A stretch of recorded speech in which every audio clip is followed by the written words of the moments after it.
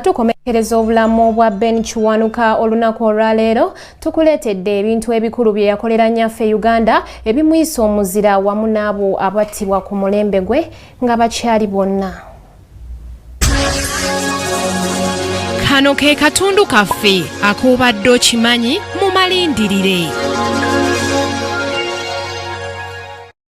Ben Kiwanuka yafaalesa abaana 8 naye ng'asinze okumanyibwa ennyo ye Peter Kiwanuka ng'ono ye musika era nga ambasada wa Uganda mu ggwanga erya Switzerland.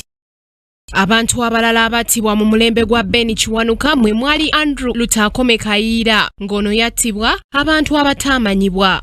Bo abalala abattibwa ng'ebisigalira byabwe byalabika bwe kuli eyali minisita w'ebyobulamu Shabani Nkutu ng'ono ebisigalira bye byalabika mu mwaka gwa 2005 okuva e Masese mu Jinja. Elfaz Lachi eyali omukulembeze w'Ibanda ng'ono kyatwalira abooluganda lwe ebbanga lya myaka 3 okumufuna era nga ebisigalira bye byasangibwa mu kiraalo.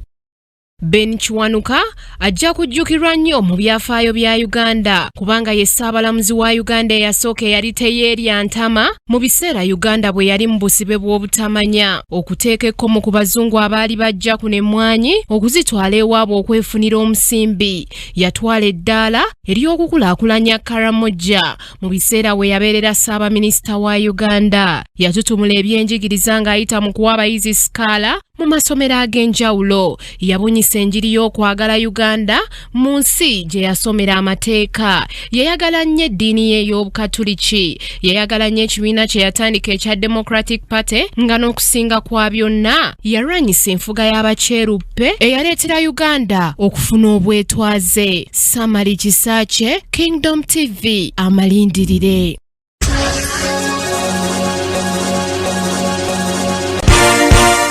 This is Kingdom TV.